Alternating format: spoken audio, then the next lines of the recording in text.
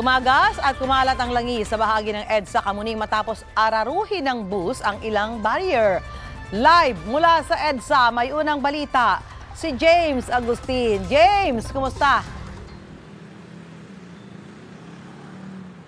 Susan, good morning. Maagang traffic ang idinulot kanina nung na-aksidenteng bus matapos nga nitong araruhin ng mga barrier dito po yan sa southbound lane ng EDSA Kamuning.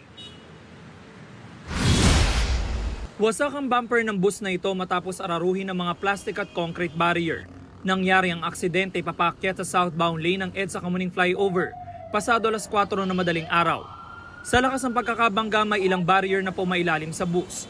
Ang isang plastic barrier na UP, habang tumilapon ng tipak ng concrete barrier. Ayon sa MMDA, 6 na barrier na bangga ng bus. Driver at pahinanti lang ang sakay ng bus. Galing daw silang Bulacan at mag-U-turn sana sa ilalim ng flyover dahil susundo ng ilang empleyado sa Sentries.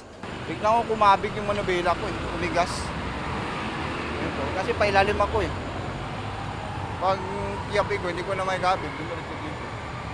Hindi naman ho kayo nakatulog? Hindi naman po, gising po ako eh. Tumagas ang krudo ng bus sa kalsada, kaya nilagyan ito ng kusot ang mga tao ng MMDA. Hindi rin muna pinadaanan ng service road. Habang sa flyover, isang lane lang ang nadaanan ng mga motorista. Kaya tumukod ang traffic sa southbound lane ng EDSA.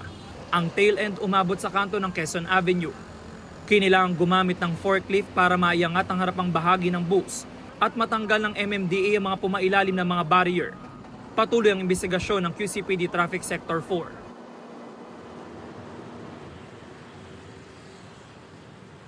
Samantala, Susan, umabot ng halos 2 oras bago tuluyang natanggal yung aksidenteng bus dito sa bahaging ito ng EDSA Kamuning. At sa ngayon naman, abala yung mga tao ng MMDA sa pagtatanggal doon sa mga nilatag nilang kusot dito sa kalsada. Yan muna yung latest mula rito sa Quezon City. Ako po si James Agustin para sa GMA Integrated News.